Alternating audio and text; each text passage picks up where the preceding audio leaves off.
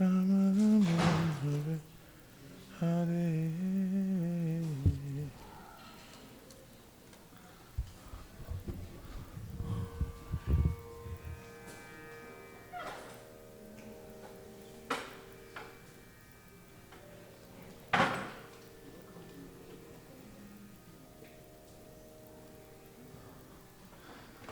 Welcome everyone to ISKCON of Silicon Valley.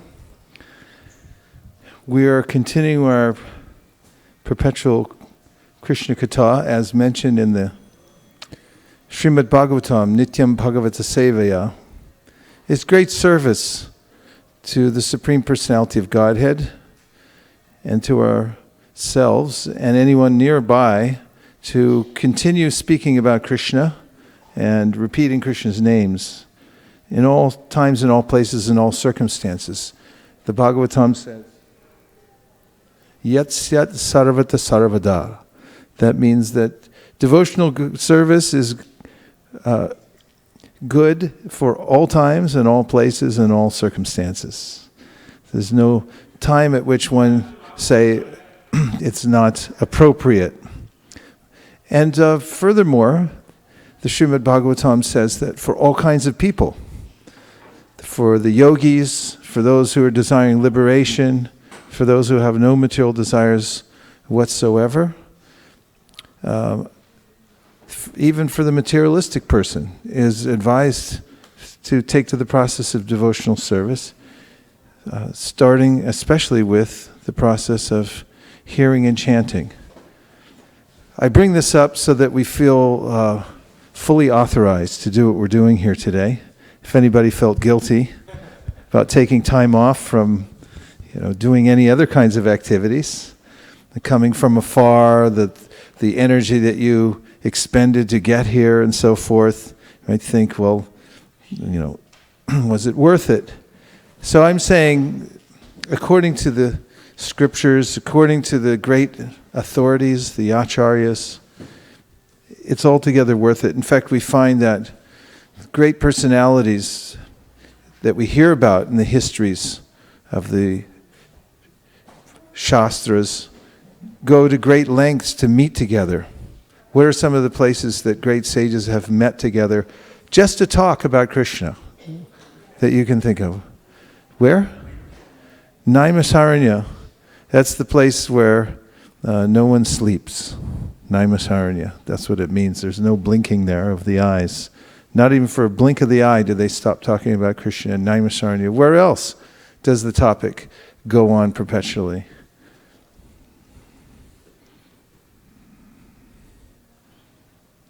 Well, it was also at the bank of the Ganges when Parikshit Maharaj he accepted a curse that was given to him by a little boy.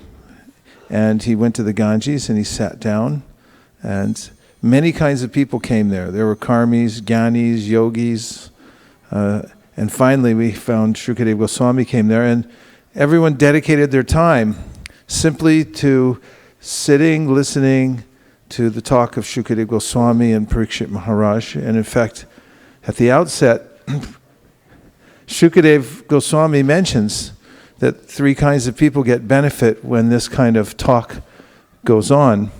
That is, those who are doing the speaking, those who are doing the listening, and everybody else in between who happens to hear it. Even if it's incidental hearing. That is, we noticed our very own Victoria, Bhaktin Victoria, who comes here regularly, was walking down the street in Palo Alto minding her own business. And she happened to hear the katha coming from our mini festival at Palo Alto on University Avenue. And it caught her attention. And she said, that sounds like a good idea. All the pieces came together, and she came and gave her full energy to the process of Krishna consciousness. So it's important to give ourselves full authorization. Not that we give ourselves full authorization, but we understand that we're authorized, and we give ourselves permission to fully absorb ourselves in hearing and chanting, especially when it's at hand. There are times during the day which we have better opportunities than at other times. For instance, early in the morning, I've noticed, and taking time to hear and chant, that very early in the morning, people are less likely to call. Of course, they can call from different time zones, so it's a good idea to turn off your phone anyway these days, right?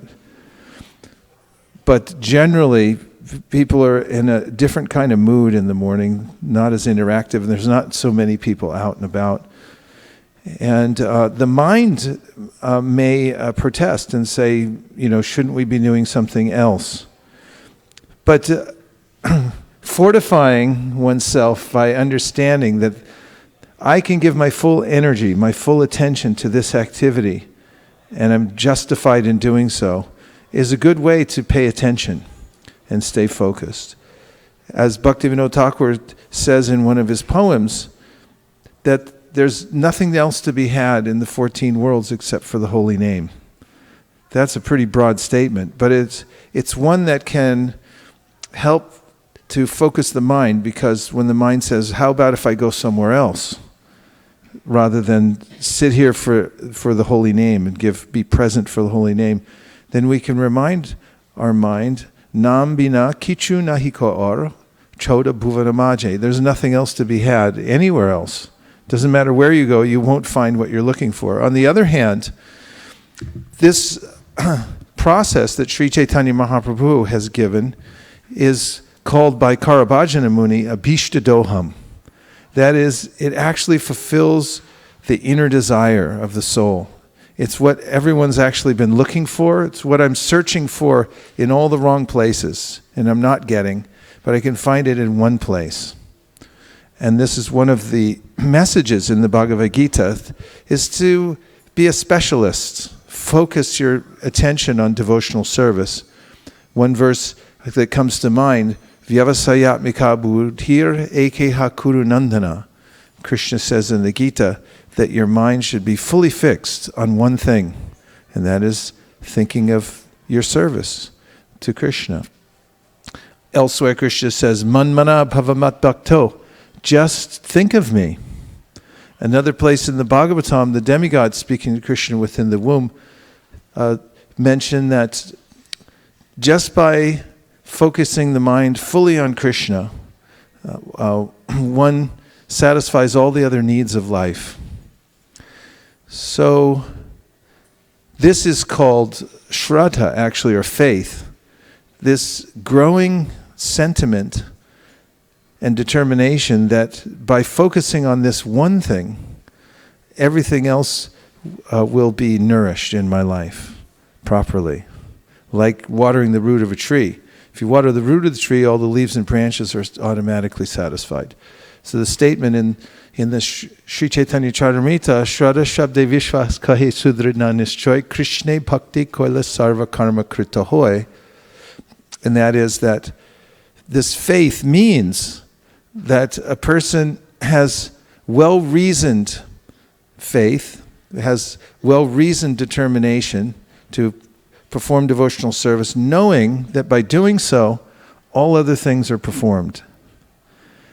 And Prabhupada mentions it in a poetical way in one of his purports, that it synchronizes all the other energies of the universe just by focusing on chanting the holy name of the Lord. Everything else becomes channelized and synchronized through that. So this Mahamantra is a primary sadhana, it's a practice. And I was thinking recently about how important it is to have a clear idea that it is the primary sadhana, because when one's practicing something, one has to take it seriously. If I do it half-heartedly or I don't do it with full attention, there can be consequences. For instance, I can develop bad habits while I'm doing it. As an example, if somebody's learning to play a musical instrument and they're not precise in how they're playing scales or how they're placing their fingers on the instrument and so forth, and then they continue to practice that imprecise method, later on they'll also have problems.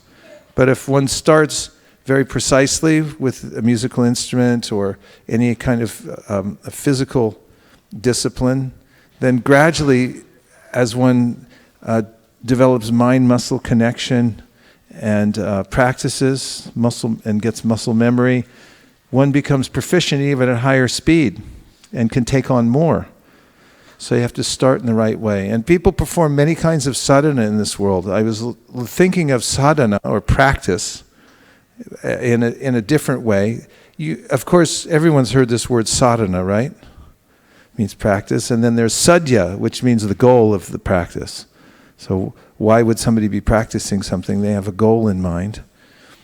And recently I was listening to Gopi Paranadhana Prabhu, and he was talking about how people do all kinds of sadhanas in this world.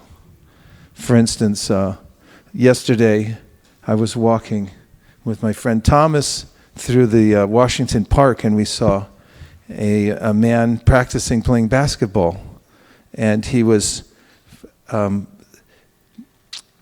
throwing the ball up against the backboard again and again, not at the hoop, but he was just practicing, because you have to get that coordination.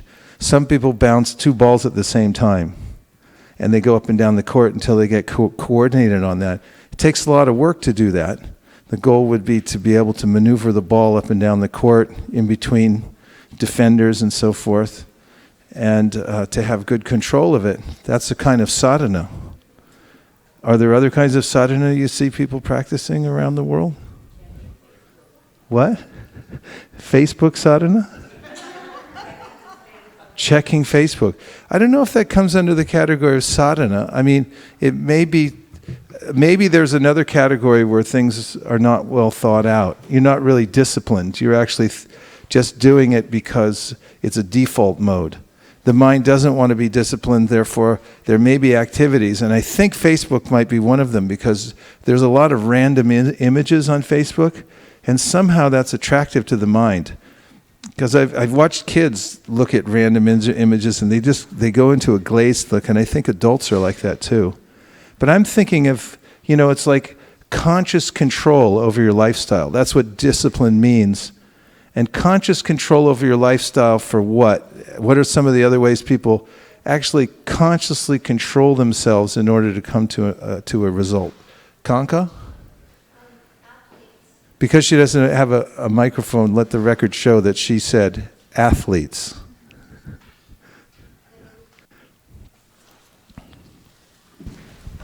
They become really regulated in their life, and they practice. Like what? Tell one kind of athlete.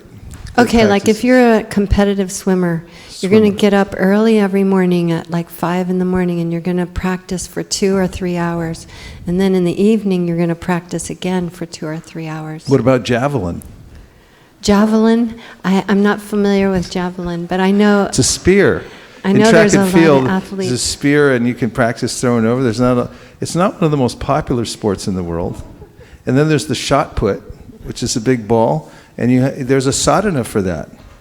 I learned when you're learning to play Mridanga, there's different kinds of sadhana. Like there's finger practice, there's hand practice, there's sadhana that's more for playing like tabla-like beats on the Mridanga, and you specifically concentrate on a particular kind of practice to get a certain kind of sadhya or goal, to reach a certain goal.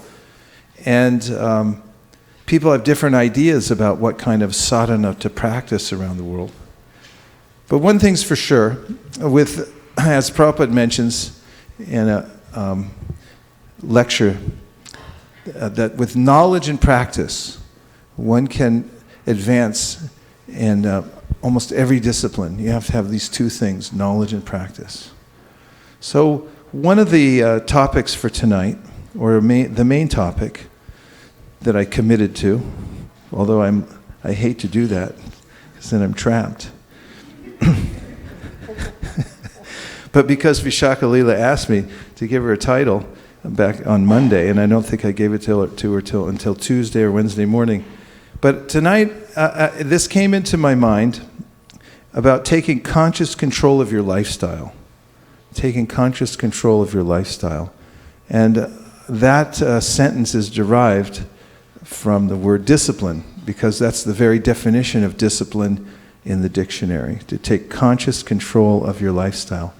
And just unpacking it from the word discipline, which sometimes can have, it has negative and positive connotations, perhaps. He was a disciplinarian. How does that make you feel? Someone might say, ooh, that reminds me of such and such, who was a little too conservative with me and maybe liberal with himself. Many images might come up. But the word discipline itself, when we unpack it and we think about the common sense of taking conscious control of your lifestyle and what the implications are, I think it could be useful. What do you think? Any thoughts about the title? Just to reflect?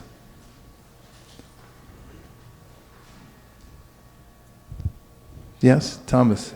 Just make sure that the microphones are flowing, because all our friends are online and they can't hear a word without it. Just the word conscious control, how important that is, that there has to be active, alert engagement. You'll never gain any kind of control over your lifestyle without a determined, conscious apprehension of where you are. What's the difference between that and, what's the opposite of that? A default, or just going through the motions, or putting yourself on cruise control or autopilot in your spiritual life. Yeah. Cruise control, autopilot in your spiritual life. There's a term for it in the scripture, isn't it? This is actually mentioned in one of the most important books about how to practice devotional service, called The Nectar of Instruction, otherwise known as Upadesh Amrita. So Upadesh means advice, and Amrita means nectar. So it's kind of nice, the nectar of all advice.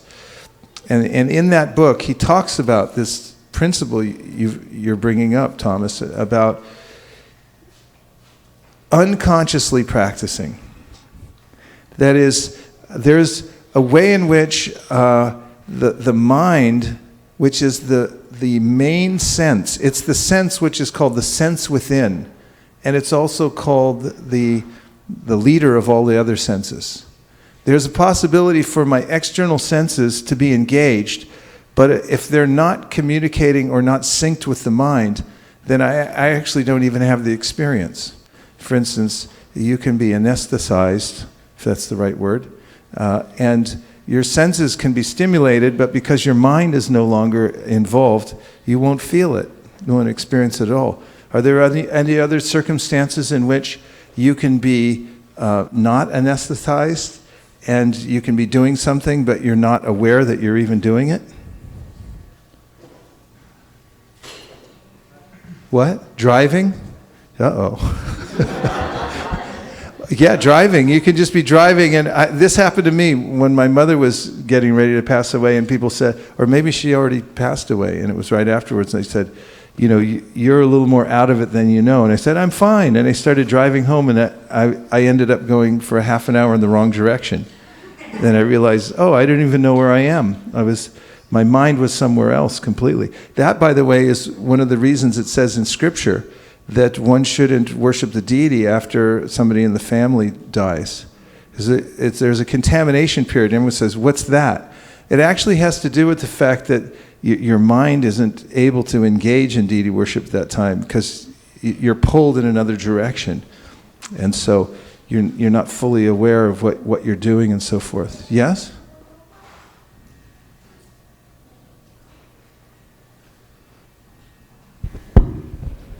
I was thinking one can be doing japa without being aware. Uh-oh. That's possible. And that's partly what we're getting back to, is this conscious control of lifestyle, and very particularly for us, being very careful about being conscious, specifically for those very important kinds of activities that we do during the day. We get a small window of opportunity to do them, so why not take full advantage of them when we can? I'm thinking of another phenomenon, physical phenomenon, that which I can't remember the name, the terminology for this, but there's a way in which if there's an odor in the air and you're there long enough, after a while you don't even notice it. Like, for instance, if you live in Gilroy. Gilroy's the garlic capital of the world. It's just a little further down south. Our friends in Gilroy don't smell garlic, but if you drive there, you can immediately smell garlic everywhere. But there's a way in which the sense and the mind are no longer connected because it's overstimulated or something. I don't know the exact mechanics of it, but after a while you don't even notice it. That can happen with anything. Yes?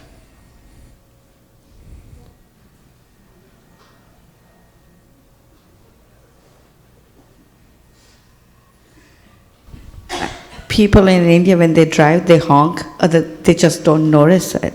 They ask them to honk. It's on the back of every truck. It says, use dipper, sound horn. Thinking, please don't. But yeah, so many horns. Everyone gets. So there's ways in which you could be reading a book. At least I will say for myself. Sometimes I'm reading a book and my mind is churning about some situation that I need to deal with, right? And I can go down a whole paragraph and then I'll question myself. Say, okay, what did you just read? And I have no idea if someone just asked me what I just read. But I definitely read it. My eyes read it. The words went in. The impression was made on the retina. But the mind was somewhere else. Therefore, there was no register. I can't say what it was. My brother's a music teacher. I asked him once, I said, what's the peak learning experience? And he said, you have to be there for it. You actually have to register while you're practicing and things like that. Because I was asking him, what if you do it so many times, like in learning a chapter of the Bhagavad Gita, for instance, you can read it over and over and over and over again. After a long while, you might just start to remember it. But if you're more conscious while you're doing it, and you make mnemonic devices and you connect to it and things like that, then perhaps because you're more conscious, because you're really noticing what you're doing and connecting it to other things, you'll learn more quickly. Does that sound reasonable?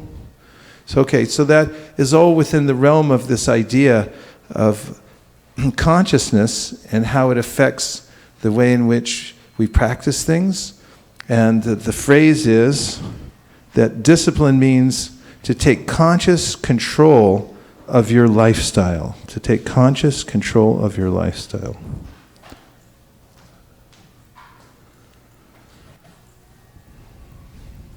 So, first of all,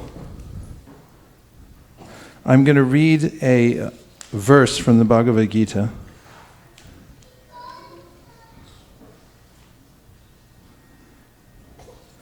Because you can never go wrong doing that.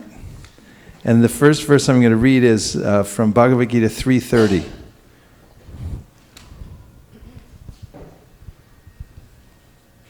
And we'll have it up on the screen in 5 seconds or less, or your money back from this Sunday Feast program. 3:30. 3.30. That was pretty close. Okay, so I'll say, please repeat. Let's hear the vibration of this verse. Mayi sarvadikarmani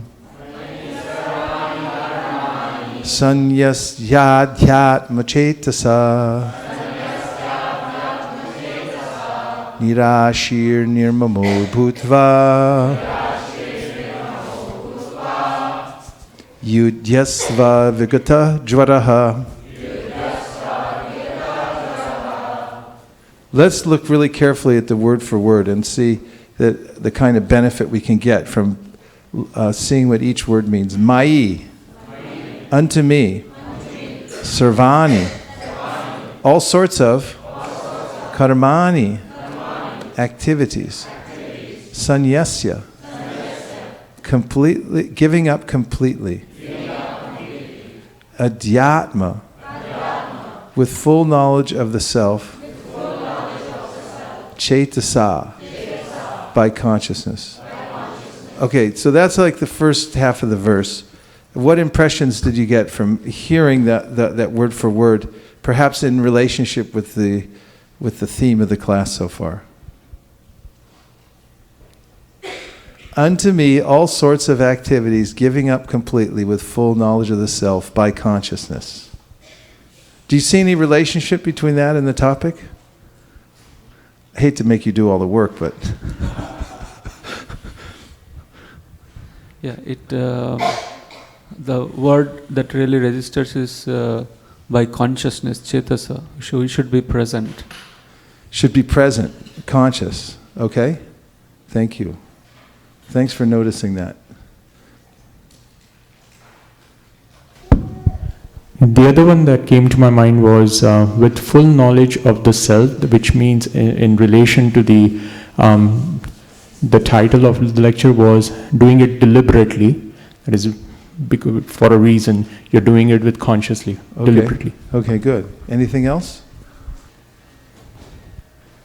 Unto me all sorts of activities, giving up all sorts of activities unto me with full knowledge of the self. Second part, nirashi, without desire for profit. Nirmamaha, without ownership. Bhutva, so being. Yudyasva, fight. Vigata jwaraha, without being lethargic. There's a nice list there. Let's look at the translation. It's brought out in the list also. So I'll say, I'll read the whole thing first. Therefore, O Arjuna, surrendering all your works unto me with full knowledge of me, without desires for profit, with no claims to proprietorship, and free from lethargy, fight. Now we'll say it all together. Therefore, O Arjuna, surrendering all your works unto me, with full knowledge of me, without desires for profit, with no claims for proprietorship, and free from lethargy, fight. And here's the purport. By His Divine Grace, A.C. Bhaktivedanta Swami Prabhupada. This verse clearly indicates the purpose of the Bhagavad Gita. That's a good start, isn't it? Yeah. The Lord instructs that one has to become fully Krishna conscious to discharge duties as if in military discipline. Again, the Lord instructs that one has to become fully Krishna conscious to discharge duties as if in military discipline. Such an injunction may make things a little difficult. Nevertheless, duties must be carried out with dependence on Krishna, because that is the constitutional position of the living entity. The living entity cannot be happy independent of the cooperation of the Supreme Lord, because the eternal constitutional position of the living entity is to become subordinate to the desires of the Lord. Arjuna was therefore ordered by Sri Krishna to fight as if the Lord were his military commander. One has to sacrifice everything for the goodwill of the Supreme Lord, and at the same time discharge prescribed duties without claiming proprietorship. Arjuna did not have to consider the order of the Lord. He had only to execute his order. The Supreme Lord is the soul of all souls. Therefore, one who depends solely and wholly on the Supreme Soul without personal consideration, or in other words, one who is fully Krishna conscious, is called Adhyatma Chetas. What does Adhyatma Chetas mean?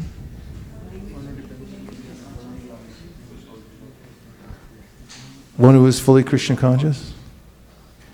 So again, in relationship to that term which comes out in the verse, the Supreme Lord is the soul of all souls. Therefore, one who depends solely and wholly on the Supreme Soul without personal consideration, or in other words, one who is fully Krishna conscious, is called Adhyatma.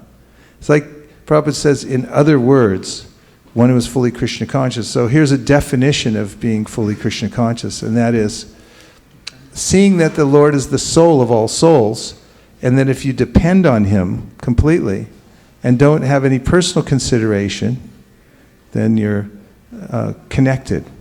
There's a section in the Srimad Bhagavatam in the 14th chapter of the 10th canto, in which Lord Brahma has given prayers to Krishna, and just afterwards Shukadeva Goswami is describing why devotees are so attracted to Krishna. It's especially in the context of Krishna expanding himself into the cowherd boys and cows. And actually, you know, I don't know which verse it is, but maybe jumping around a lot like that. I can see everyone's eyes are going to the screen, maybe too much. Shukadeva Goswami mentions that the reason that the residents of Vrindavan became so attracted to the replicas of the cowherd boys and cows that Krishna made that were actually expansions of his very self. They were non-different from Krishna. And previously, the boys and calves had gone off to the forest. Brahma had stolen them away, and Krishna reproduced them. Literally, they looked exactly the same. They had the exact same characteristics. And then all those duplicates went back to Vrindavan.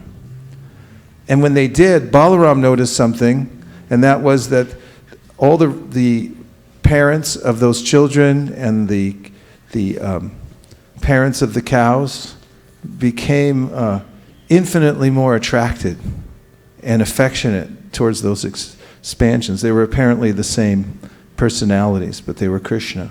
So Parikshit Maharaj wanted to know why, and Shukadeva Goswami said that because Krishna is Atmanam Akilatmanam, which means that he's the soul of our soul. And so there's a thought experiment you can do about how it is that we're actually attracted to our own soul. What's important to us?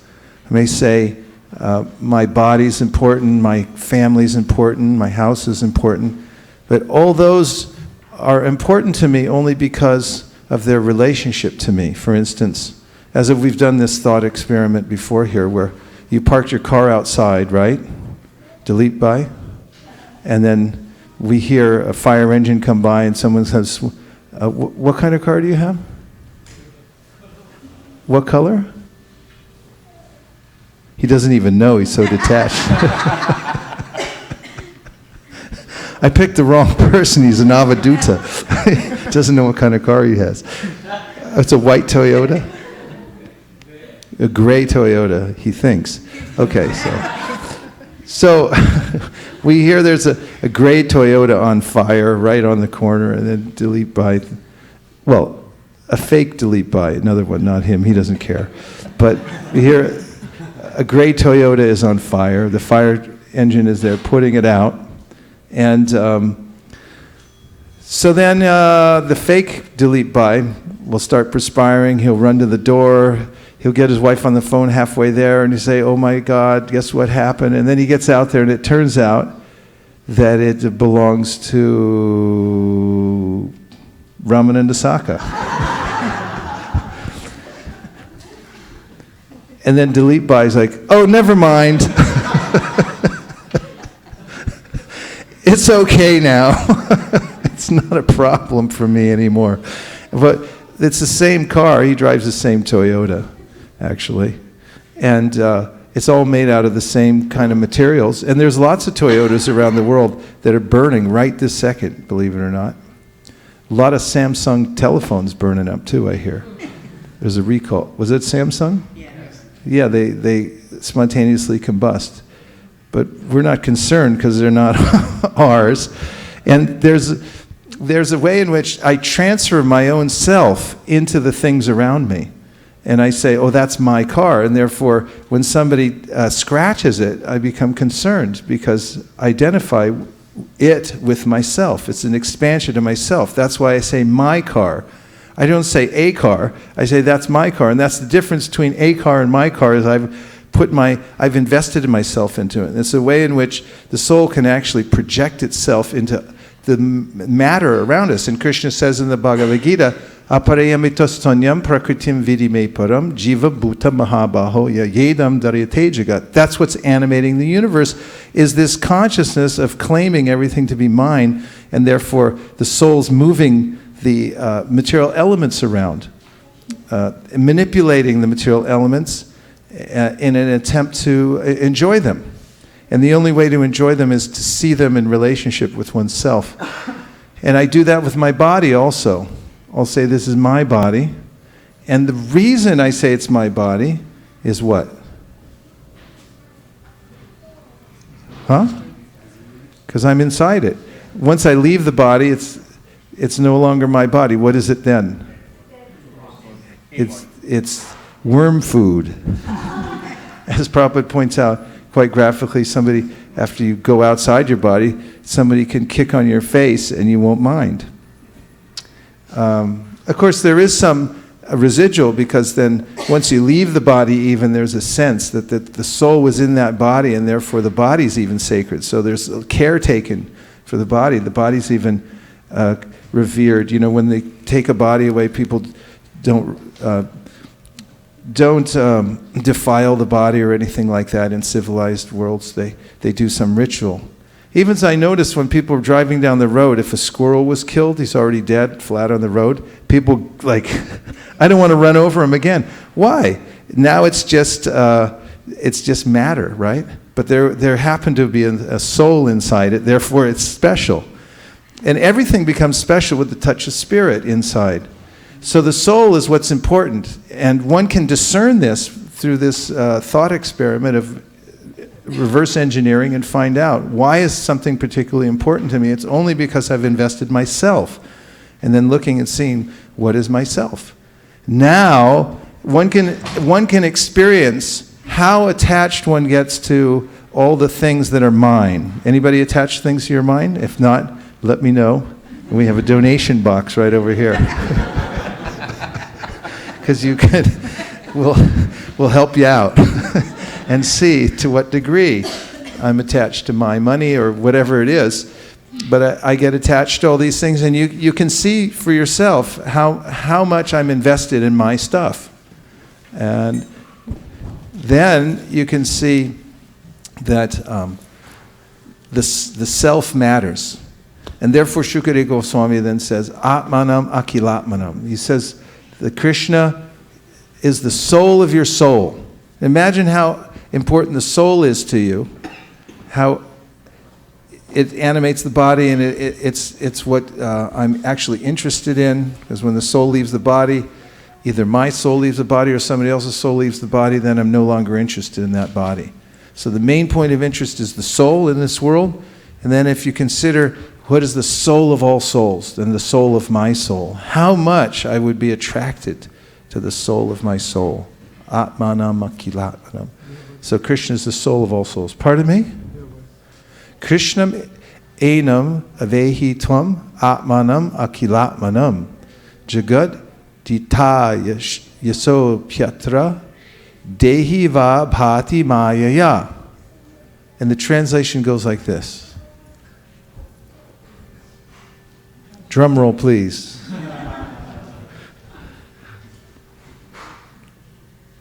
There it is. You should know Krishna to be the original soul of all living entities. For the benefit of the whole universe, he has, out of his causeless mercy, appeared as an ordinary human being. He has done this by the strength of his internal potency. So that's the section of the Bhagavatam that talks about how Krishna is the soul of all souls.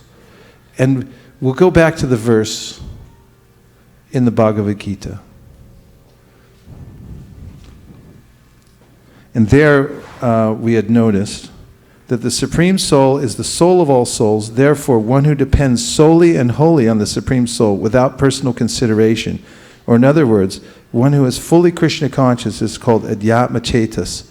And it's interesting that Prabhupada mentions that without personal consideration, because actually, as much as I invest in my own self-interest, if I consider that Krishna is the soul of all souls, if I'm investing in Krishna, then I'm making a very fundamental investment in myself. I'm not missing anything. because he's the soul of all souls. So solely and wholly, one depends on the Supreme Soul without any personal consideration. And this is an attitude or a state of mind that one cultivates, according to this verse, as one is attentively practicing devotional service, depending solely and wholly on the Supreme Soul without personal consideration. It's actually a relief to do that, because the reciprocation is profound. As Krishna says in the Bhagavad Gita, Ananya, what is my verse? Ananyas chintayanto mam ye jana pariyupasate tesham nityabdiyuktanam yogakshemam bahamyaham. And that is a similar kind of idea, ananya cheta, that just without any other consideration, I'm focusing my mind on Krishna, solely and wholly.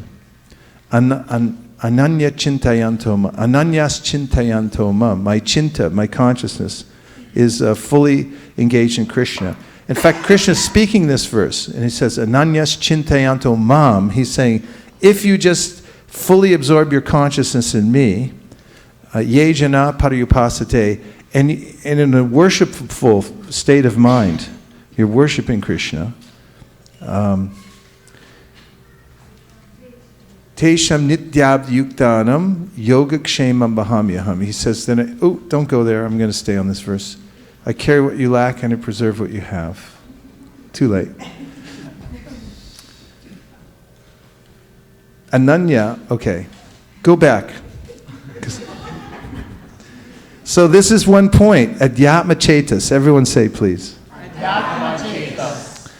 So this is one of the aspects of being fully absorbed as one is practicing, is this state of mind of depending solely and wholly on the Supreme Soul without consideration of one's personal gain, only thinking of investing in Krishna. And it's a concept that's counterintuitive to my materially trained mind.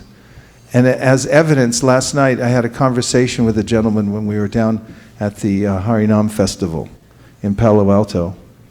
And he had, you were there, you heard him, right?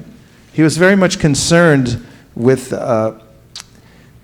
investing his consciousness in Krishna, and then suddenly at some point realizing that he had given away all his energies and had spent so much time thinking of Krishna, but then feeling lost, and that he had given up his own personal interest in the material world, but then because of trying to be enjoyed by Krishna and having Krishna be the supreme enjoyer, then he felt at some point one would realize that there was a lack in one's life, and one might feel bereft. And there's a long conversation that can go with that, but that's definitely a fear. He was just kind of a philosophical person, but he had that definite hesitation, right, about any devotional path. Because if I devote myself wholly and solely, as it's mentioned here, to somebody else, I might be disappointed. I think that was the essence of his point, right? So that's possible. The mind might think that. Like, if I don't take care of myself, if I'm thinking of Krishna all the time, then I may be let down somehow. So this is something to be cultivated through studying one's actual relationship with Krishna and the nature of one's own self. One can develop what's called adhyatma chetas. Adhyatma chetas. Can everyone say again? Adhyatma chetas. And in a summary, what would you say that means?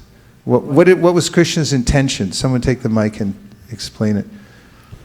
When he mentioned this phrase in his verse. One has to become fully Krishna conscious. Which means what? Adhyatma chetas. What does it mean to be fully Krishna conscious, though? Huh? Anybody say? One who depends wholly and solely on the Supreme Soul without personal consideration. Yeah, I think that's an important concept, depending on somebody else, depending on Krishna. And there's another verse I'm going to read here, but I'm going to cheat and just read the translation of it really quickly, because Krishna again says later on in the 18th chapter, 59th verse, just the translation, if you become conscious of me, you will pass over all the obstacles of conditioned life by my grace. If, however, you do not work in such consciousness, but act through false ego, not hearing me, you will be lost. A lot of assurances there from Krishna that if you just absorb your consciousness in me, wholly and solely, that I will support you. So the next phrase we're going to hear, which is continuing in the purport I was in, nirashi. Everyone say nirashi. Nirashi. Means that one has to act on the order of the master, but should not expect fruit of results. One should act on the order of the master, but should not expect fruit of results.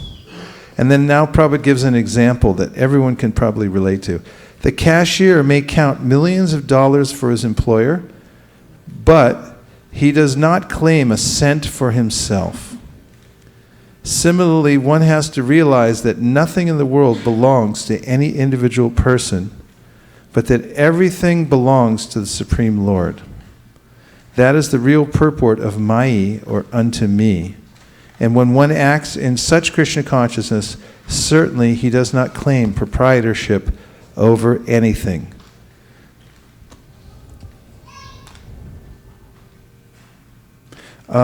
Reflections on just that section about not claiming proprietorship over anything? Yes.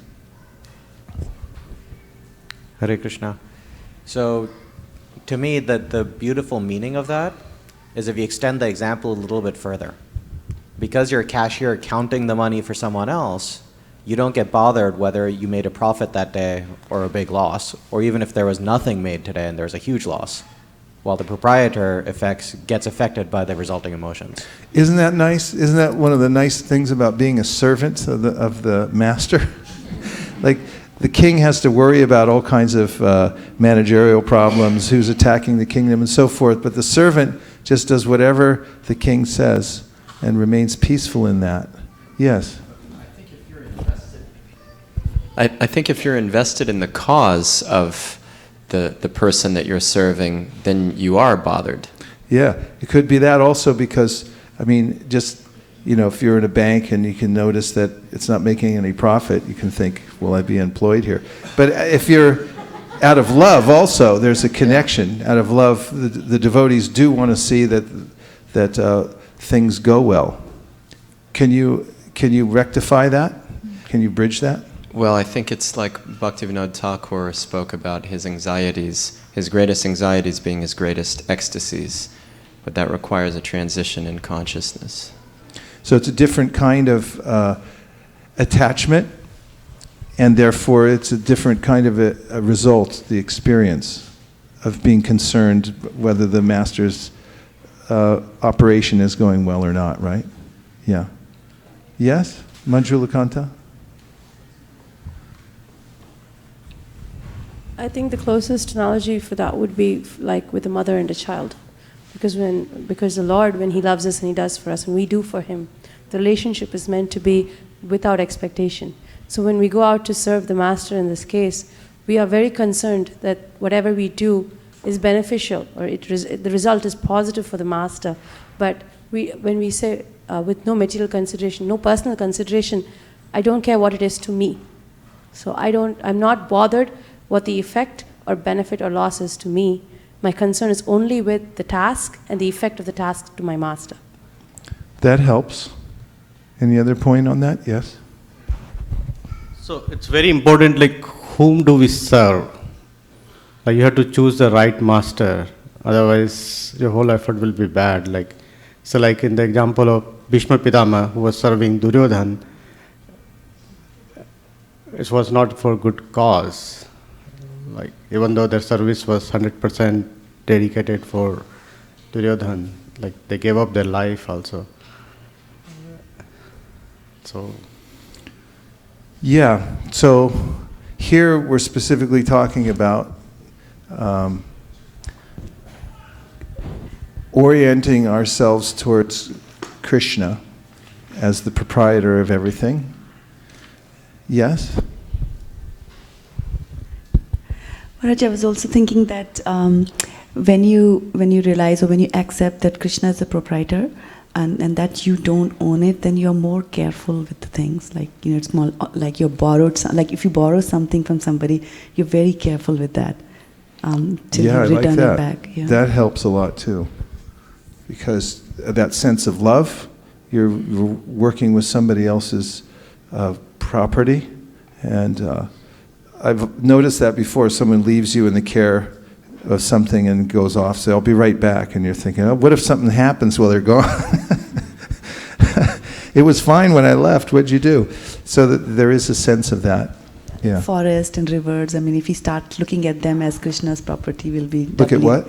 The forests and rivers, before we dump anything into them, if we start looking at them as Krishna's property, then we'll be doubly careful about spoiling. Hari Prasad? I think this is also a little confusing because these things are put in our name. Whereas, in the analogy that Prabhupada gives, the money is not in the name of the cashier. But these things are actually assigned to us. Which things? Whatever possessions, whatever money, anything in this world that becomes ours, it's temporary, but it's also used by us and we're responsible for it. So that creates a lot more complexity, no? Yeah, but the spirit of it is that one does one's due diligence. And understanding also that there are reversals within the material world that are beyond one's control. As long as you do your due diligence, you can't be held accountable. In fact, there's a way in which, in the law, in the eyes of the law, when you do your due diligence, if there's an accident, a mistake, then you're not punished severely. If you did everything that you could to make sure, for instance, that there were safety standards enacted and so forth. If there's an accident, then everyone knows there's going to be accidents. But if you were negligent, then you're really held accountable for it. But I'm just saying that in the course of our lives, there are going to be reversals, and the possessions that we have, we can't keep anyway. We can't. But if we do the best we can to take care of them in those circumstances, considering that we need them for Krishna's service, for instance, I'll finish the sentence, then that holds up to the definition of doing due diligence. I think it just gets more confusing and easier to get attached when the thing seems like it's yours and it's put in your name and you're responsible for it. Then it just kind of creates this whole world around that. Does that make sense? It does make sense. I think it makes sense to everybody because we're used to that, right? But I think the added element here is that there's an overarching sense, and we can cultivate that ultimately everything belongs to Krishna. And that shouldn't be used as an excuse to neglect things, as sometimes devotees made the mistake when they would neglect their service. They put salt in the charnamrita or something like that, or in the sweet rice, and then give it to Prabhupada. And then Prabhupada would grimace, and they'd say, oh, Krishna's mercy, or something like that. Prabhupada said, not Krishna's mercy, it's your stupidity, and it's your fault. You have to be careful. So you can't just write things off because it just belongs to Krishna, it doesn't matter. But there is a way in which we understand that certain things are entrusted to me. So the verse in the Ishapanishad says, Isavasamidam sarvam yatkincha jagatyam jagat tena tyaktena bunjita magridha kasyasudhanam. Everything animate or inanimate within the universe is controlled and owned by the Lord. One should therefore accept only those things necessary for himself, which are set aside as his quota, and one should not accept other things knowing well to whom they belong. Tena tyaktena. There's a little loophole in there. It's not a loophole, but it's an interesting phrase that although everything's owned by the Lord, he sets aside certain things for every living entity. Everyone gets their own little realm. The birds have their I just marvel at watching the living entities in my back garden, and just seeing how Krishna has allotted to them certain kinds of fruits and flowers, and everyone has their little realm. It's like, okay, you can have this, and you take that over there, and everyone atena tyaktena. He set it aside. And if I'm thinking like that everything belongs to Krishna, but he set aside this as my quota, and part of that quota means that you also have to be able to satisfy your senses to a certain degree. That is legal. But as the Shastra says, Kamasya nendriya pritir labo jiveti yavata jivasya tattva jignasya narto yash cheha karma bihi. Life's desire should never be directed towards gratifying the senses, but whatever is given to one should be utilized for preparing oneself to go back to Godhead, specifically towards inquiring about the Supreme.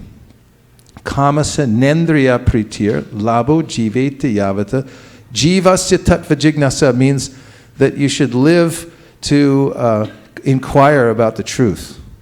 That's a nice phrase, isn't it? You could make a bumper sticker like that. Jivasya tattva jignasa, live to inquire about the truth. Narto yashche karmabhi means that there should be no other interest that you have. So whatever sense gratification you do get, whatever facility is set aside for you by Krishna, should be used for his ultimate purpose.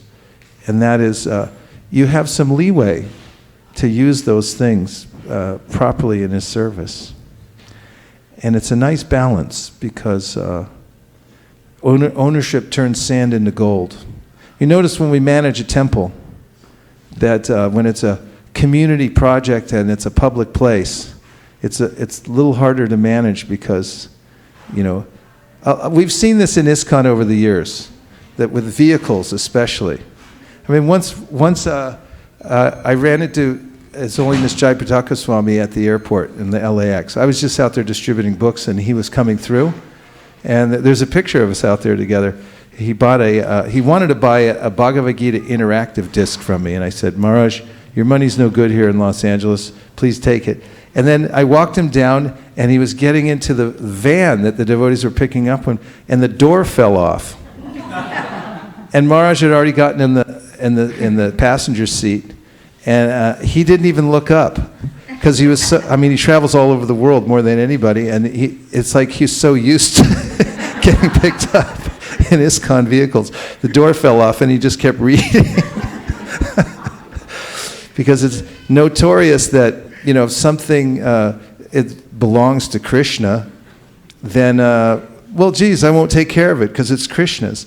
But if something belongs to Krishna, but he's set it aside as my quota, then I better take care of it. It's sort of there's a nuance there. So we have to study the science and see how it's my stuff, but it's my stuff for Krishna's satisfaction. And then, we can get the nice balance in the two things. Is that good? Okay. So, but that concept is there, nirashi, it doesn't belong to me. So this is something very valuable, Krishna said, that we can keep with us. And when one acts in such Krishna consciousness, certainly he does not claim proprietorship over anything. You were good there. We're coming back. Okay, so I have the manuscript here.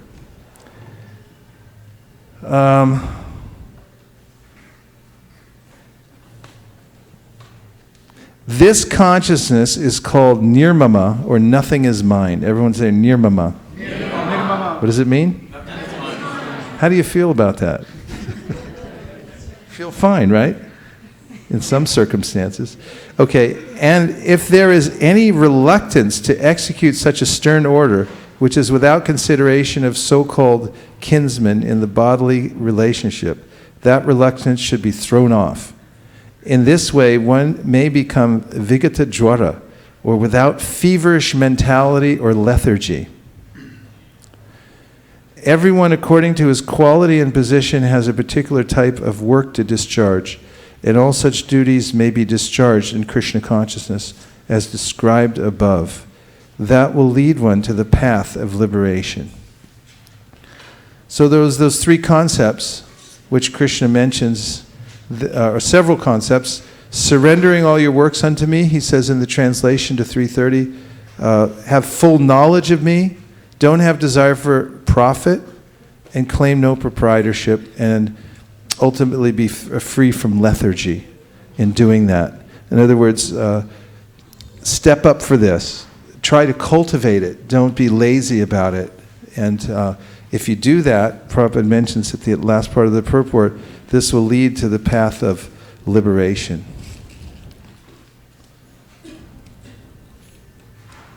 So the topic is, we're talking about taking a conscious control of lifestyle. So I brought that verse up because it particularly talked about discipline and how one should, as Prabhupada mentions in the purport, have a sense of even military kind of training in which everything has to be in its place, one should be regulated and so forth, and one should be accountable. In the military, there's a way in which the general, not the general, but a sergeant will come in. Not that I know much about it, but I've seen war movies before. Sergeant comes in and inspects the barracks and goes through with a white glove. And if there's any kind of dust or anything like that, then you're in trouble. If your shoes aren't shined, you're in trouble. If your bed isn't, you were in the military and you're shaking your head. You want to tell us more about it? I was part of a National Cadet Corps in India, but after that I was in a police, police department. I think you absolutely said right. When the sergeant or the senior officer comes in the morning, when you get up, you have to line up all your stuff in exact that order, your cup, plate, your, whatever those sleeping sacks you have it. So if it is not, then you're severely punished. You have to you make 100 rounds, like run, or you have to work hard, late hours, no rest or something like that. So yeah, so there's some detailed ways in which one should maintain one's things and one's lifestyle, and one has to be accountable. And Prabhupada, when he was traveling, which he did extensively, would stop in a new place, and he actually used military terminology. When he was writing his letters, you'll notice this, he'll say at the top of the letter where he is, but you know what he says? How he mentions the temple he's at? He used camp. So he'll say, Camp New Jagannath Puri, or Camp Malaysia. Wherever he is, he says camp. This is military language. We're in the camp, like the generals arrived and, we're in the camp now and we're scheming and so forth. Not only that, Prabhupada had servants who talk about how they were to take care of him, and he had everything on his desk the same way wherever he went. And they would be tasked with putting it all, the picture goes here, the cup goes here, my pen goes here, the dictaphone goes here. Everything had to be in its place exactly. Not only that, Prabhupada was meticulous about keeping his personal effects safe. He would lock them up twice in a bag that was locked, and then he put it in the armoire and he would lock that. And very militaristic or very, very disciplined in taking care of all the things that Krishna had set aside for him to use in his service. So this kind of attention to detail in caring for one's personal things and keeping on schedule, that's another thing that the military is very careful about. That, if you're going into a battle and the troops are supposed to meet in a certain place, certain time, you don't come half hour late and say, sorry, we got caught up watching a movie or something like that. You'll be punished. You have to be careful about these things. So this kind of attention to detail is something that we notice in people who are in the sattva gun. Sometimes people think sattva gun means just freedom. I'll let everything fall wherever it falls and just leave it there. That's more natural. more akin to the mode of ignorance, not the mode of goodness. Yes. Thank you for this analogy, actually, and I share your experience. I've been in the Air Force in the year 2000, and more importantly, when there are the drills, so that they wake up you in the middle of the night. So the point is that you should be, the discipline is needed because you should be ready any moment to go. So, and the best analogy I can find is that you need to be any moment to be ready to die, and all this exercise is made for that one moment when you will be called, and it's daily discipline that I don't have, but that day you should be ready. That's first of all, let's recognize and appreciate the soldier in our midst here.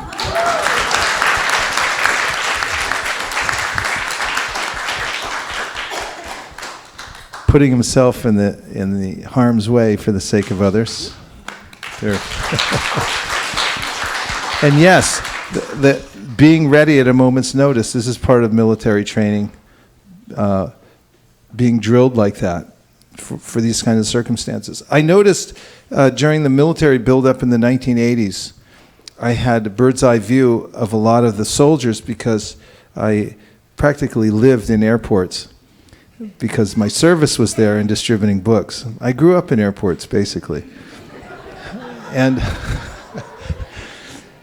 during the 1980s especially, there was a huge military buildup, and there were lots of recruits coming in on their way to military bases all over America. Most of them are in the South.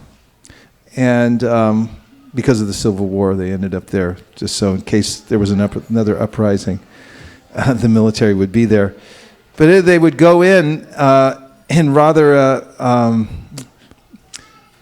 rough state, and after the military training for some time, they would come out after being trained how to wake up early in the morning, how to obey rules and regulations and things like that. I must say they were very clean, respectful, shiny mode of goodness and things like that, and very receptive to Krishna consciousness. You could notice the difference when people had gone through some disciplinary training. And we notice it also when devotees have some special training, even in our ISKCON society. For instance, I always notice if a devotee comes from Pune, where HG Prabhu has set up a systematic way in which to train devotees, pretty much 99.9% of the time you can assume that they're well trained, that they know everything they're supposed to know, etiquette, they know, how to do what they're supposed to do in Krishna consciousness, because there's a training system there. So this kind of training in Krishna consciousness, kind of discipline is very important.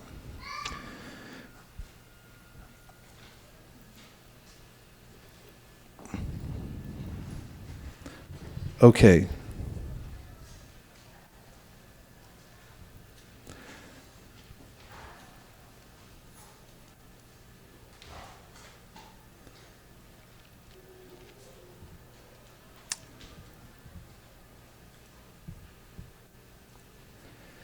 So, the overarching message is that discipline is very valuable. And studying what it is and how to achieve it in relationship to one's practice of Krishna consciousness is extremely beneficial. Noticing what the consequences are of not being disciplined, and also studying the benefits of being disciplined, and also finding out ways in which to discipline oneself to advance in Krishna consciousness by adhering to the recommended processes of Krishna consciousness is a sure way to attain success. As mentioned throughout the Upadeshamrita, there are very specific ways in which Rupa Goswami says follow these 6 things that will help you to advance and avoid other things. So being careful about these things and accepting discipline in one's life, there's great fruit in that. Krishna mentions in the Bhagavad Gita that the supreme transcendence is forever situated in acts of sacrifice. It's mentioned also that the austerity is the wealth of the brahmanas. And there are various austerities mentioned in the Bhagavad Gita by Krishna in the 17th chapter that relate to speech, the body and the mind, and the body and the mind, so those 3 things. And by observing these kinds of disciplines, one can immediately notice that there's a fruit involved. And we see this even in secular life, that by the practice of keeping to the task and carefully following the system that's given to one, one gets advancement. For instance, in practicing an instrument or any other kind of skill, one can notice that one's making advancement, and that kind of progress is very encouraging.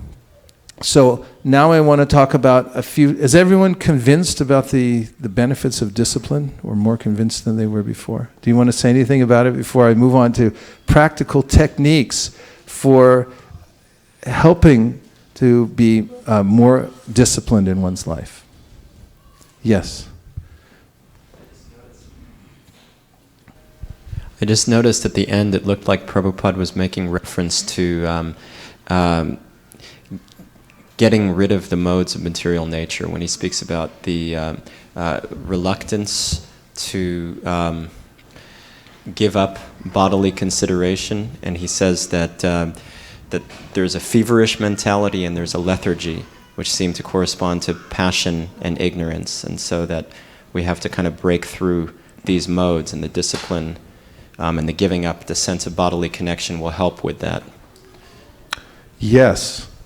And I heard recently a talk by Gopi Pranadana Prabhu who was saying that we shouldn't underestimate the power of those modes to crush us. Because if one is inattentive in one's practice of devotional service, there's a way in which we can be recaptured by the lower modes of material nature. And Maya is very powerful, as Krishna says in the Bhagavad Gita, Daivahi esha gunamayi mama maya duratyaya. It's very difficult to overcome. So it's wise to find out from the same person who spoke that verse what he recommends as a means to rise above that crushing feature of the modes of material nature that can bewilder us and actually set us back in serious ways. And that's a good case for being disciplined. In fact, the next verse, 331, Krishna says, Ye me matam idam nityam anutishanti manava, that if you just make this your creed in life, to follow what I've said. Let's see the translation. He said, those persons who execute their duties according to my injunctions and who follow this teaching faithfully without envy become free from the bondage of fruitive activities. So it's like disciplining oneself to take Krishna's instructions over my own whimsy is a kind of discipline that is extremely important. And it helps us to become liberated from the 3 modes of material nature. You were going to mention something? Yes, Maharaj. In Bhagavad Gita also Krishna says that one who has controlled the mind can be his he can be his friend or a foe. And by following discipline, one helps strengthen the mind or control the mind. Yes. In fact, in the end of the 3rd chapter, Krishna talks about how to overcome kama, which he said is the all-devouring sinful enemy of this world. Why did I do that? Oh, I wasn't thinking right, and there are severe consequences. But Krishna says you should regulate the senses. He said in the very beginning, regulate the senses. This is a kind of discipline. And this is one of the tips that he gives. It's a good clue to actually how to advance in spiritual life is to regulate the senses. In fact, senses thrive on regulation. In If anyone's lived in an ashram or in a monastery situation, may have experienced the freedom one gets from being on a very tight schedule, and especially when it's connected to the practice of Krishna consciousness, means you do everything at the same time. I notice every year when I stay at Govardhan, it's a brahmachari ashram, and there the meals happen all at the same time every day.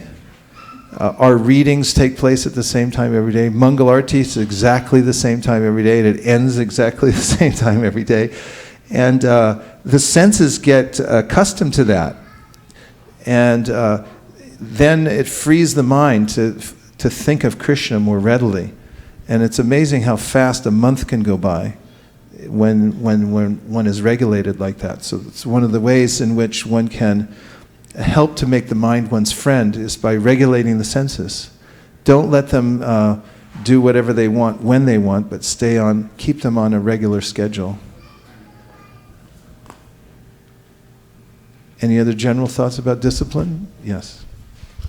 So I'm just still structuring my thoughts around it, but I think the discipline comes when you have a sense of purpose, and what actually the way you unpack, Prabhu, when we say Krishna is all powerful, all attractive, and I think the way you explain through the thought experiment that how one is attached to their own position, their own thoughts, and then think of soul, and think of the power and the attraction that you can develop. And once you have that power and attraction developed, once you have rationalized that, once you have digested that, I think the sense of purpose is developed. And once that purpose is there, discipline is a byproduct of that. I think the way you structured it, that was really phenomenal. Nice point. I'm glad you said that because it's the first thing on my list. And that is that talking about practical ways, very practical ways that we can implement certain kinds of discipline in our life or structure our lives in such a way that we can be disciplined. One thing is to write down your goals. Decide what you want and write it down. Because when it's very deliberately proclaimed, when I write it down myself and I say this is what I'm actually going for, then it's starting to manifest from a subtle level to a grosser level. And words matter. In fact, the whole creation starts by language. Everything in this world starts by language. The Lord speaks it. In fact, language exists before the creation. It's a product of the Supreme Personality of Godhead. He has the language and He brings it out. And when He speaks, then things start to move. There's a devotee, a friend of mine, his father used to tell him that your word is your bond. I think about that a lot. Your word is your bond. Because when you speak something, it has consequences. And when Krishna speaks something, it becomes immediate reality. And our words matter too. What we say, the language we use, and how we define what our goals are, and if we put it in writing, begin to move us in that direction. Prabhupada, for instance, wrote the 7 purposes of ISKCON. And so it was very clear what he was aiming for, and that gave him the impetus and the direction to know what things to accept, what things to reject, very specifically. So writing down goals, in fact, some teachers recommend that you rewrite them regularly. If you write down your goals, try writing them every day. Because if you do, it reinforces the whimsical mind that wants to invent something new. And we notice this also that in any kind of a project, in fact, experts have noticed this. For instance, an author that I've read, Guy Kawasaki, who was one of the founders of the Apple Corporation, talks about in his book called The Art of the Start, how to start up a new company, for instance. He mentions this phrase, gives this phrase that I've thought about a lot, where he says that frame or be framed. In other words, unless you frame what your day is going to be like, someone else will frame it for you. Your mind will come up with some other idea and say, why don't you just look at Facebook all day or something like that and have, about 5 bags of potato chips or something. I mean, that's possible. The mind can come up with anything from any position unless you frame it first and say, no, this is what we do. This is how then the unruly mind will float off in any direction. So frame or be framed. And also, another book I read called The Purpose-Driven Church, which was written by Rick Warren, who's a pastor in Southern California. We visited his church. We weren't able to go in because it was Thanksgiving Day, I think. Or what was it? Sunday. No, it was a special Easter Sunday. Oh, that's right. Yeah. It was, anyway, he wrote in his book, he has a lot of experience of growing a congregation, that you have to reiterate to your congregation at least every 30 days of what your mission is. And it's a biblical principle because it comes from the Bible, which there was a wall of Jericho. I don't know anything about it. Maybe you can help us out. But there was apparently some devotees building a wall for a specific purpose. Will you want to give us any elaboration on the wall of Jericho? I think it's... Were they building the wall and they had obstacles? Yes. So that's the rebuilding the walls of Jerusalem after the Jewish exile. They had to come back and rebuild those walls, rebuild the temple again. But there were all these shatans, where we get the word Satan from, opposers who were disrupting their effort and keeping them from building the wall and then discouraging them. And so they had to constantly be built up as persons for them to build the wall up. Thank you very much. That helps put it in historical perspective. Sadhu, sadhu. Means well done. So he says this is a Jericho principle, he coins. And he says that in any project that you're doing, including your daily sadhana, you have to have positive reinforcement on a regular basis. And so he says, for instance, for a whole congregation of people who try to all move in the same direction like we are, to be very focused on this discipline of devotional service, that we have to be reminded and encouraged. What's the mission? Why are we doing this? This is our mission. We're going in this certain direction. And so on a community level, that's important. On an individual level, it's important also. I have to revisit my mission regularly. And somebody, no, I have it clearly in mind. But then we find that there are many ways in which we can drift off. Have you ever heard the term mission creep? Mission creep happens all the time. Even in meetings, you can have a meeting with 5 or 7 people in a room, and you start talking about one thing, and then half an hour later you realize we're talking about something else. Even when people argue, they forget what they're arguing about sometimes. This is a book I read called How to Win an Argument, and he said the main reason people lose arguments is because they forget what they're arguing about. Because the mind just drifts off. So we have this daily discipline, and part of it can be aided by remembering why I'm doing this and writing it down. Be very clear about your goals. For instance, one thing that's helped me in my sadhana is to always cover the basics every day. And I define what my own basics are. This is the least, this is what I won't go below in my sadhana. For instance, a certain number of pages. I've mentioned this many times. How many pages a day will you commit to read in the Bhagavad Gita or the Srimad Bhagavatam without fail? I guess I can say if you don't have that, it's very difficult to advance in devotional service at any reasonable pace. And so there's precedent for that. The Goswamis of Vrindavan, who are our exemplars, are mentioned by Srinivasacharya as Sankhya Purvaka Nama Gana Natibi Kalavasani Krito. It says they counted everything they did. All the chanting they did, all the singing, all the bowing down, they knew how many times they were going to do it every day. This Prabhupada calls numerical strength, because it gives one a defense against the mind that says, like, all right, that was enough for now, let's wait. Joshua Hewitt said, this famous musician, apparently from Russia, said that if I don't practice one day, I notice it. If I don't practice 2 days, my teacher notices it. If I don't practice 3 days, everybody notices, especially my critics. And so, it's a daily discipline. We have to write it down and take what is the basic minimum that I do every day without fail. That's very helpful to know what my goals are. A couple of quotes. When you miss a target, never in history has it been the target's fault.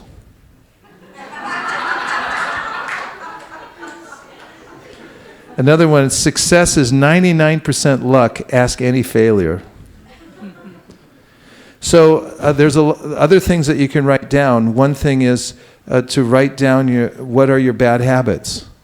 We had a japa seminar recently in Washington, D.C. area, and the first thing I asked all the devotees to do was to record themselves chanting japa and then play it back. And a lot of devotees are like, oh my, I wasn't actually chanting the Hare Krishna mantra over the last 10 years. That can be disconcerting. What other bad habits do I have? And if I notice them, if I bring them to my awareness, I can do something about it. But if I just keep doing what I'm doing unconsciously, then there's nothing I can do. Yes?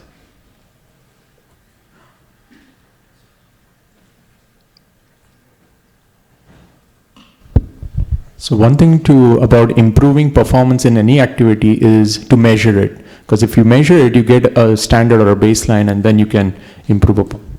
Yes. There are a lot of sayings like that. What gets measured gets done. What gets measured gets improved. What gets measured gets improved. So this is one of the things that we do for discipline is we count very carefully. And it doesn't mean sometimes we think, oh, I can only count my rounds or what. You can count a lot of things. There's a lot of things that you can count. So don't feel fanatical about making goals and just think, oh, let me just let it go whatever way I want. I do meet people who say that. I just chant in my mind, and I don't know how many I do, but I'm chanting all day long. It's like, I doubt that.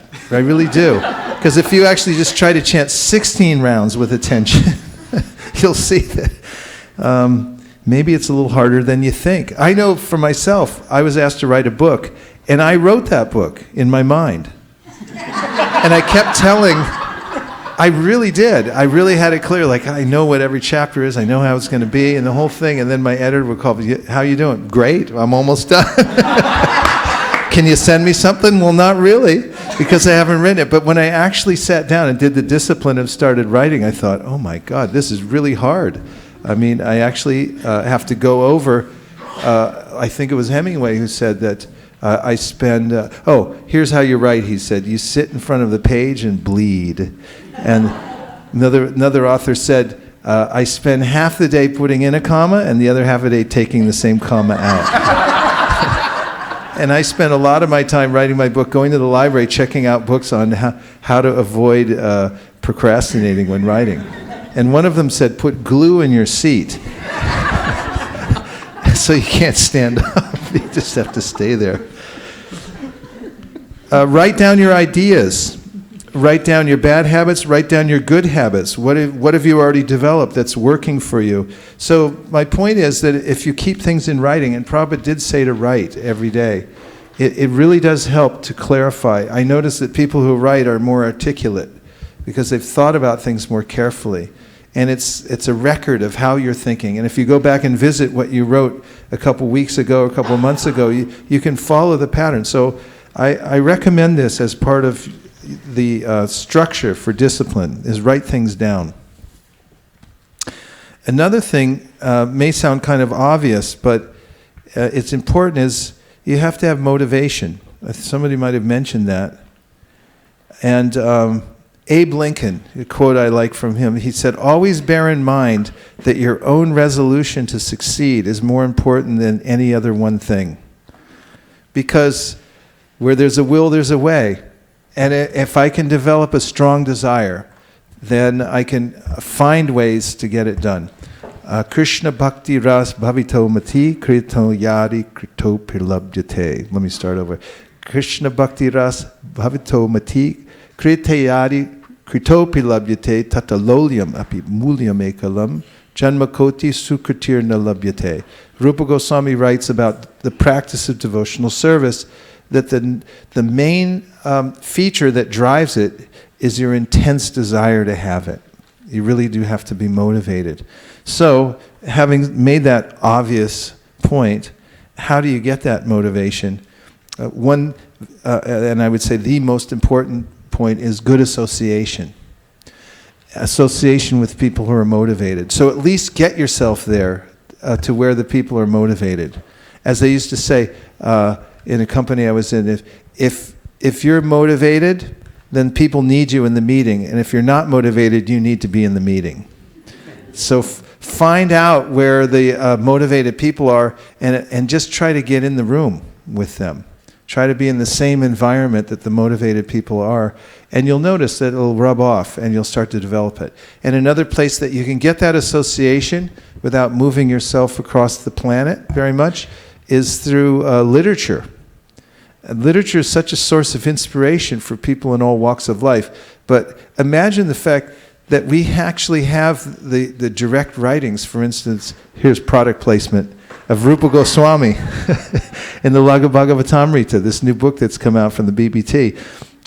It's actually a miracle that he sat in Terkadamba, this beautiful little forest in Vrindavan, and specifically wrote the tenets of devotional service, the science of Krishna consciousness in a clear way.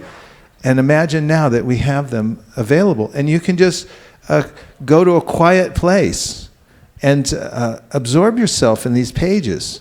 And you'll notice that you're improved. Your enthusiasm is improved. Your desire to be disciplined will be improved. And that's, of course, why I recommend it also that we read every day. If you read a certain number of pages of Prabhupada's books, because his books are the vibration of ISKCON. And if you hear that vibration every day, then your intentions will be well placed and your intelligence will be clarified. So good association, and you'll develop motivation for devotional service amidst all the other distractions and the other varying ideas that may come into your purview in life. If you keep strong in hearing Bhagavad Gita, for instance, you'll have a very clear idea about which way you should be going and a desire to discipline yourself so you can go that way.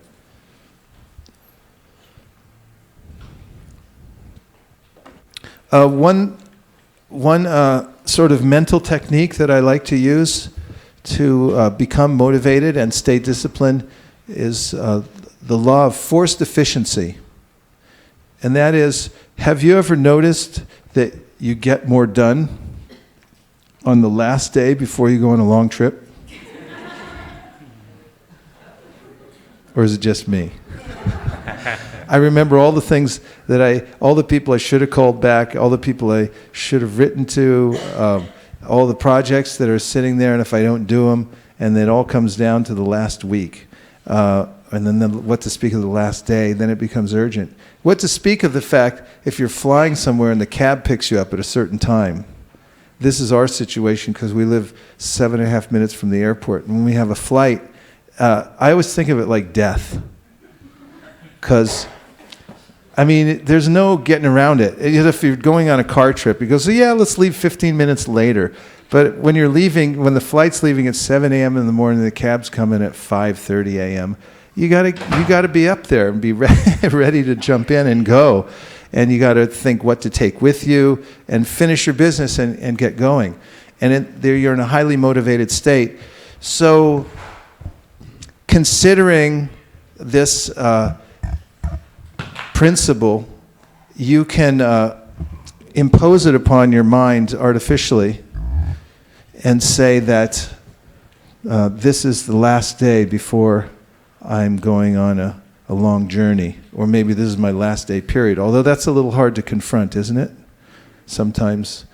But if you think about deadlines and how much can I get done today and what are the most important things to do, that helps in being disciplined and not just thinking I'll do it tomorrow or something like that.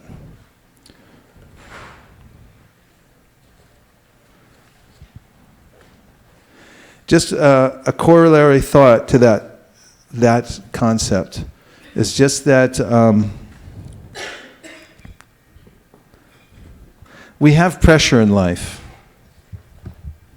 Yes or yes? Thank you. And we can choose between self-imposed pressure and pressure that comes from on its own accord. And if we discipline ourselves, then it's self-imposed. We get to choose what kind of pressure we'd like to have. Not entirely, but a lot more than if you just leave it to chance, because the pressure will come. So it's a lot better strategy to decide what kind of pressure you want to put on yourself and be disciplined yourself. Do it voluntarily, rather than let it come from another direction and then have to deal with it.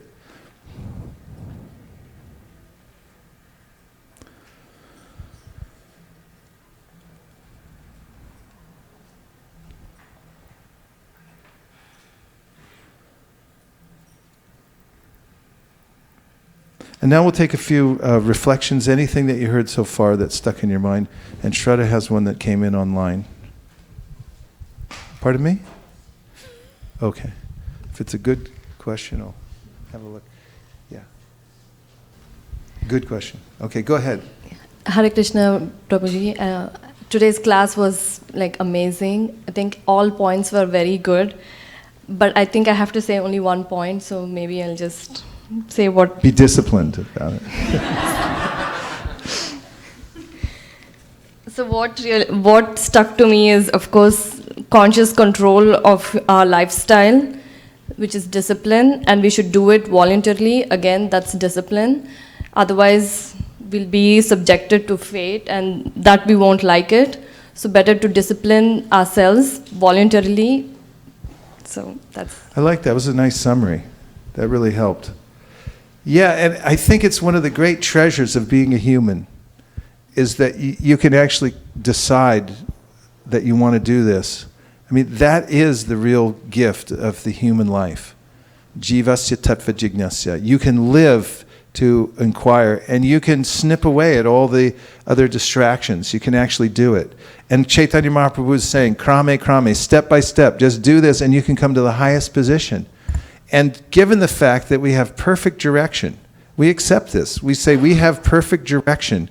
We're getting information from God Himself, and He's the perfect source of knowledge and direction.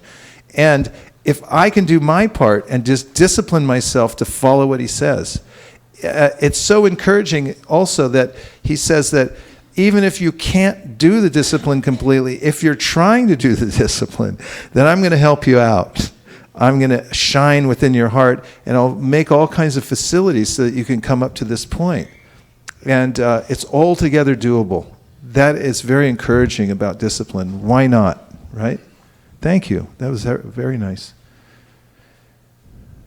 Do we have a question that came in online? Okay. So one reflection from Bhakta Prabhash from Chicago. Oh, Bhakta Prabhash, Hare Krishna. So he liked the phrase, frame or be framed. Mm. And the question is from Naveen Gupta Prabhu from Novato. Hare Krishna, thanks for class and a nice discourse. The question is that how do we distinguish passion and motivation? Passion and motivation. Well, I don't know if they're completely parallel terms to compare and contrast, but first of all, give me the definition of motivation. We'll go to the dictionary first.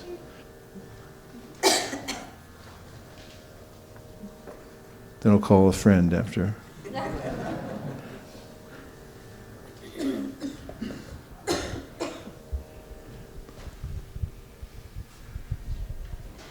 Motivation is the act or process of giving someone a reason for doing something. The act or process. Say it again. The act or process of giving someone. Act of process? The act or process. Or process. The act or process. Or process of giving someone a reason for doing something. The act or process for giving somebody a reason for doing something. The motive. Okay, the act or process. That's nice, isn't it? The act or process to give somebody a reason. That's what we've been talking about. The condition of being eager to act or work. Condition of being eager to act or work. A force or influence that causes someone to do something. Okay. Where does it come from? I'm just.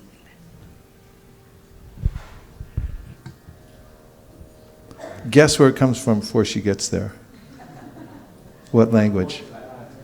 Latin. That's a high percentage bet.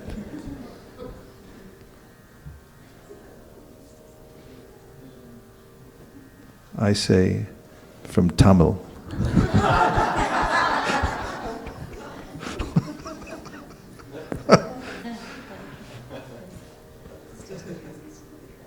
Oh no. This is a disaster. Okay, an act or process, giving somebody a reason to do something.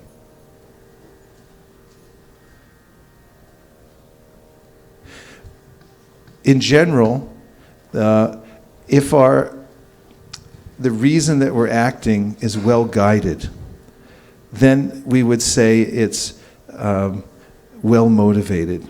I mean, there can be ill motivation as well, and that's what you're getting at in trying to compare these things. Passion can be an unbridled way of acting so that there's no real direction. So a real point here is that whether it's passion or it's motivation, however you consider these two terms, if they're guided properly, they're good. There is such a thing as spiritual ambition. We want spiritual ambition. It's not that we're considering a point where we become Shanti and we don't want anything. Devotees want Krishna. They want more service. They want to be with other devotees and things like that. And these kinds of ambitions, even including helping spread the Sankirtan movement, to be ambitious, just like an entrepreneur is ambitious. We have spiritual entrepreneurialism, which is well-reasoned, well-directed kind of ambition. So whether we call it passion or whether we call it motivation, the main point is how that's being guided. If the passion is being guided for Krishna, this is a kind of a very powerful force. What else do we have, Shraddha, on that word? So Maharaj, I looked up motive, the word motive, Yes. and the origin for that.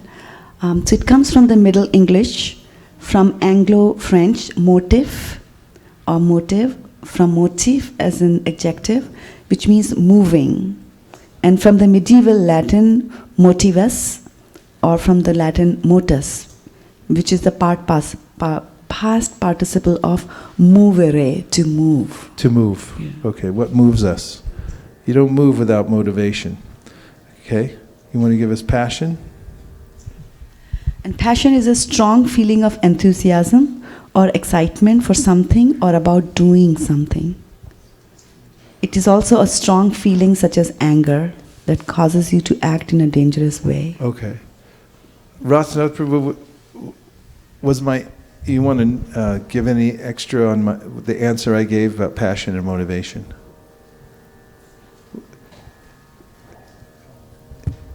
Did it work for you, or is there something else you'd like to add? I was trying to understand the intention of the question itself, and the way I understood it was the mode of passion, and so sometimes motivation can appear like the mode of passion, and I was trying to distinguish that you can have a deep motivation, but mode of passion is how you pursue the motivation. So it can be done from a place of impatience, without fully thinking through things, and an enthusiasm that's not grounded. Or it can come from a place that's long-term, step-by-step, intentional. And I think both are fueled by motivation, but its pursuit is what makes all the difference. Thank you, that helped a lot, because it was more precise, and there are descriptions in the Bhagavatam, for instance, of devotional service performed in the mode of ignorance, in the mode of passion and the mode of goodness and that which is transcendental. And despite the fact that I'm engaged in the process of devotional service, I will experience the effects of the modes of material nature in various ways. So being aware of what kind of motivation I have, even when it's for devotional service, can be helpful. Right? Yes. Okay. Thank you very much. Yes? Since I had the mic, I Yeah. just took the privilege. So when you were speaking about discipline, I was thinking about the discomfort that the word creates. Hold that just a little closer. Sure. Thanks. And I recognize that discipline is confronting because it also brings up things that you don't like, even in the process of devotional service, as much as chanting is emphasized. The mind doesn't like it. So that's one. And the other thing is, it's not glamorous. We don't like processes. We like goals. And if we were to get to a goal without having to go through the process, that would be great. But I think discipline is a process. So my question is, how do you prevent yourself from getting jaded? Because discipline requires a certain intensity and sharpness. By the way, the word jaded, some people think it relates to a stone, but it actually relates to a horse. An old horse who's been run too many times around a track is called a jade. That's what they call an old worn-out horse is called a jade. And so when we say we're jaded, you can think of an old horse who's run too many races and now is all worn out, doesn't want to do.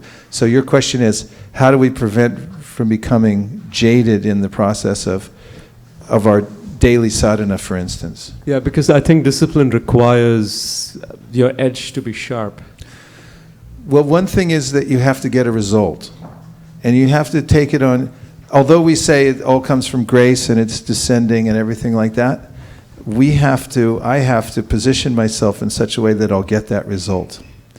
For instance, Bhaktivinoda Thakur says that you have to beg for the holy name. So if I chant but I don't beg, I won't perhaps get an inspiration from my chanting. And there's a way in which, in Rupa Goswami's admonition that you shouldn't perform devotional service for no result. Niyamagraha means you're doing it but you're not getting any result. Why would he mention it if it's not up to you to try to get the result? So you actually have to try for it. And it's illegal not to get it. Therefore, you have to organize your life in such a way that you get inspired. That's your job. And you can't blame it on someone else. You can't blame it on your mind or your intelligence or anything else. You have to blame yourself because you didn't try hard enough to get the result. So one of the ways in which one advances in devotional service is by getting inspiration. And so you have to really try for that inspiration on a regular basis. And you have to get it every day.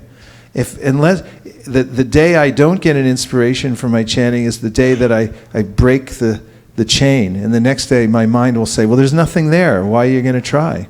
So you have to try to get it every day. And therefore Rupa Goswami says, Tanama Rupa Charitari Sukirtananu Smrityo Kramena Rasana Manasindioja Tishnan Raje Tananuragi Chananugami Kalam Nayed Akilamiti Padesha Saram. This is the essence of all advice, and it's in the book that says it's the essence of all advice. And that is that you should organize your life around the principle of hearing and chanting so that you can get that inspiration. So take responsibility for your own inspiration. And if you can get one molecule, actually you can change your entire life in one session of hearing a chapter of Bhagavad Gita. You can change your entire devotional career and outlook by one good japa session. You'll never be the same. One mantra. You don't have to wait, 50 years or whatever. You can do it now. And that attitude that it's fully available, I'm just not taking it, and taking the responsibility on myself is important. in getting inspirational sadhana. And I appreciated your point too about discipline, bringing it up in a Sunday class, kind of like, just the word itself being discipline and stuff. But I think developing a taste for it and looking, taking that word out, looking at it in a different light and saying, wow, this is my friend. I see that's what Krishna is saying in the Bhagavad Gita. It's like discipline is your friend. You regulate the senses, you're going to be happy, you're going to shine forth and so forth. Developing a new relationship with discipline. That's the name of my new book. And it's, like that, just thinking of it in a new way, it can be really inspiring because then one can realize, well, I'm a human, I can actually do something about this. One becomes more jaded when one feels like I can't do anything about this. But realizing that you can change it at any given time really helps. And then taking advantage of the free spaces that we have on the board, just like, what is that game, tic-tac-toe, or is it bingo or something? I don't know. There's a free space. Bingo? Okay. I haven't played recently, but there's a free space. There are free spaces in devotional service, like an hour and a half approximately before sunrise. Free space. It's like sitting there on the board. It's like, here's your free space. You get free inspiration at this time. If you just hang around that time, even people who are not interested in the devotional path, they write books about this thing. Where, just be there for it. Did you notice the sun is rising? Did you know it's the biggest event of the day? And it's like, meh. But if you're there for these specific things, you'll just get inspiration. They're there available to us. And Bhaktivinoda Thakur talks about it in his song, where he's mentioning all the devotional practices that give birth to bhakti. And what is that giving birth? I mean, it wasn't there yesterday, and all of a sudden it just shows up. And he says, here are the ways that you get it. You go to the holy places, like a lot of us have been going the last few years to Mayapur, and then we go to Srivasangam. And we can't stop thinking about what happened there the first time we went. We went there, and it's just a tiny little courtyard, and we're all thinking, when you're on pilgrimage, you can be thinking, like, what's really going to happen? Is this really a holy place? And then you start chanting Hare Krishna, and something happens that's inexplicable. There's some kind of taste. We will never forget that. That when we chanted there that first day, and all the devotees were looking at each other and thinking, what just happened? That's the stuff of inspiration. But you have to be there for it. So find out where the free spaces are in devotional service and be there for them and get your free nectar. It's floating through the air at that time. And if Macy's puts a sale for 95% off, don't go there the next day. Because then you go like, where is everybody? What happened to the thing? No, you have to pay now. Don't miss it. Yes.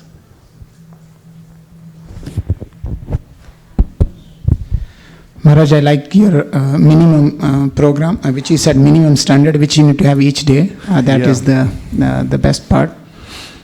That gives me a lot of solace from becoming morose, because you think, the mind has a tendency to float this way and that way and become morose, but you think, I have my bare minimum that I stand on, my basics. Yes.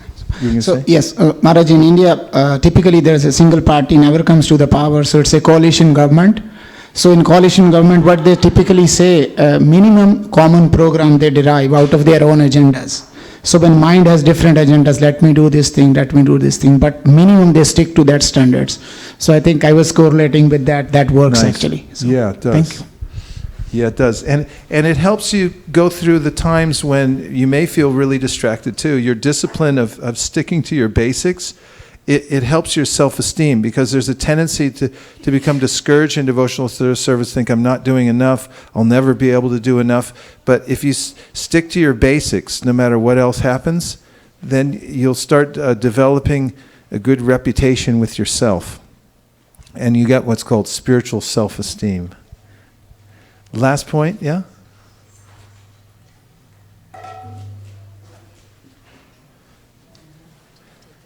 Yes. He's in the back. Pass him a mic.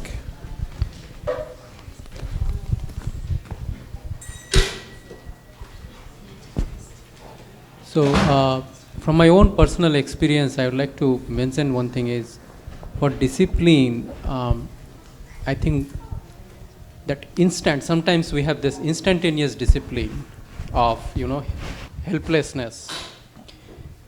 Having that appreciating that helpless situation often helps us in focusing on the Supreme in that instant. Now, bringing the discipline throughout the life, day after day, is to, in Bhagavad Gita, the way they are explaining the living entity's helpless situation, the Supreme is controlling everything. We are not really in control of things. Appreciating that helpless situation day after day will help us in focusing on the discipline. It's an excellent point. We were talking about that at lunch today, or brunch, or whatever it was. It was nice. Is this being a kinchana? I don't have anything. Don't start with a mindset that I'm something, I'm already somewhere. Your discipline and your daily practice should start with emptying yourself out. Start over again. I'm a beginner. Start from there. And another thing I thought of while you were saying that was that it helps to be chastised. If you have somebody who can really get on your case and really blast you, it can really sober you up. It's like getting a slap in the face and you go, okay, I'm going to be good now.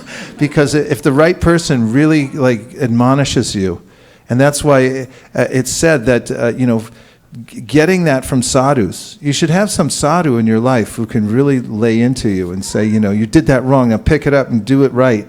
And it knocks some sense into you. Like once I was running for Mangalarti at the palace, the monastery we stay at, and I had a vow not to be even a second late, so I was running so fast in the dark, and I hit my head on the thing and I went flying backwards. And I actually felt good about it, because not that I'm a masochist or something like that, but I thought, I really deserve that. I kind of knocked some sense into me, now I realize that, at any minute I can be crushed and things like that. So chastisement helps too. Hare Krishna,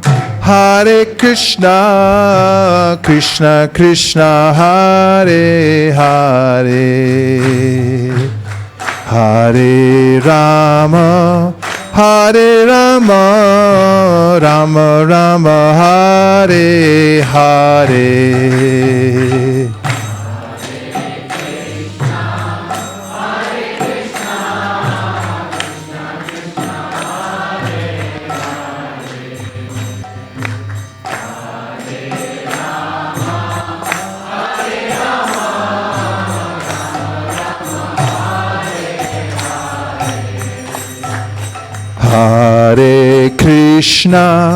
Hare Krishna, Krishna Krishna, Hare Hare, Hare Rama, Rama Rama, Hare Hare.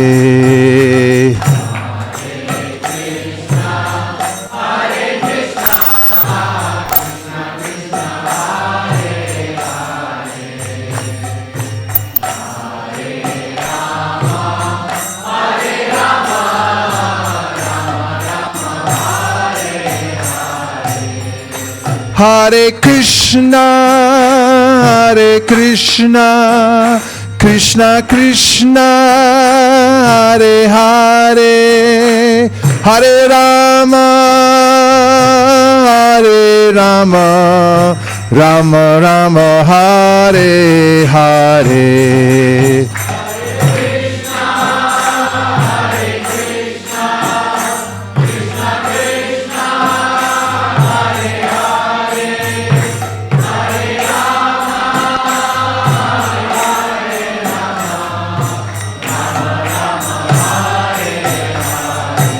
Hare Krishna, Krishna Krishna, Hare Hare, Hare Rama, Rama Rama, Hare Hare.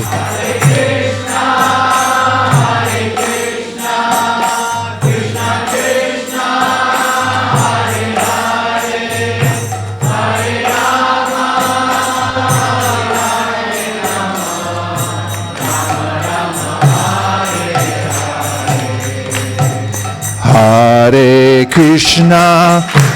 Krishna, Krishna Krishna, Hare Hare,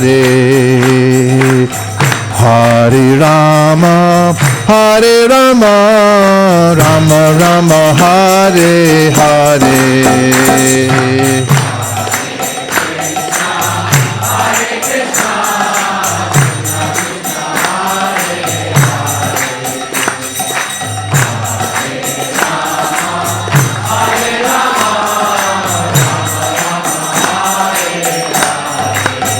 Hare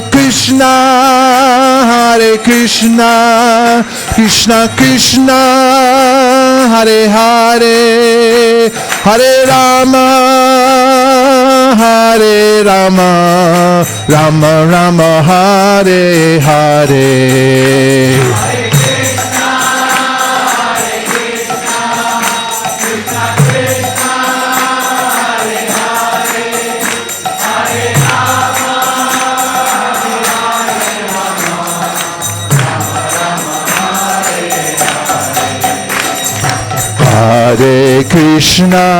Hare Krishna, Krishna Krishna, Hare Hare, Hare Rama,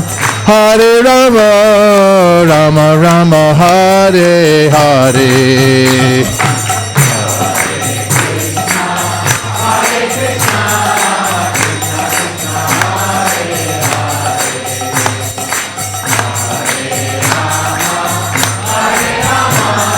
Rama Rama, Hare Hare. Avantika harmonium for the kartal players, the Hare Krishna singers, the Hare Krishna dancer. Go Premanande! Dai Gaur Haribo, Haribo, Haribo, Dai Gaur Haribo.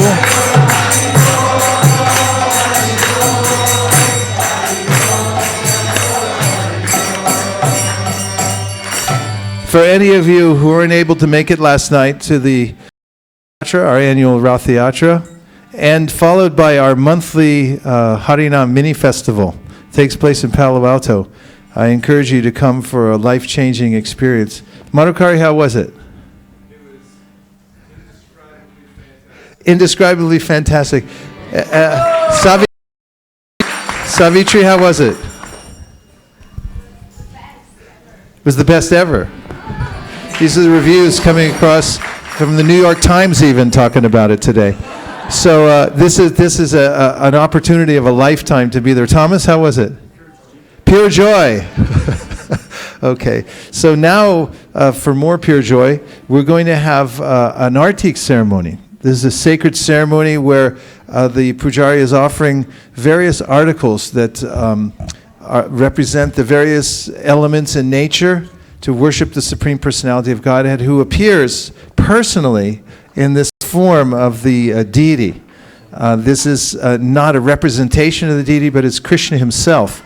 And in part of the devotional service, we get to sing and dance before Krishna, who's personally manifested here in this archa form. And we have a special singer here who's come all the way from Atlanta, Georgia. His name is Madhukari Prabhu.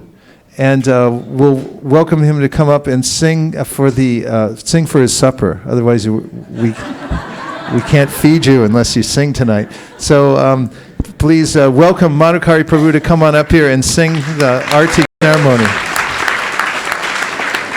And they'll give you a head mic right over here on this.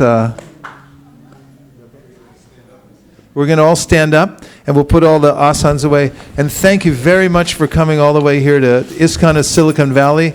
And let's give one big Hare Krishna to everyone who joined us on the internet today. Everyone, 1, 2, 3. Thank you very much. Srila Prabhupada ki, Gaur Bhaktavinda ki.